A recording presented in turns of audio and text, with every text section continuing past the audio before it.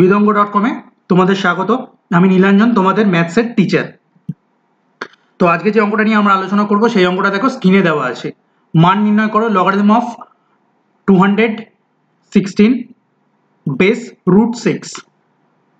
তাহলে 216 এটাকে কিভাবে লেখা যায়?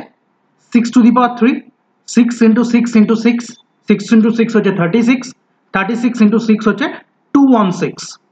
তাহলে এটা কি আমরা এভাবে লিখতে পারি যে root over of 6 to the power 6।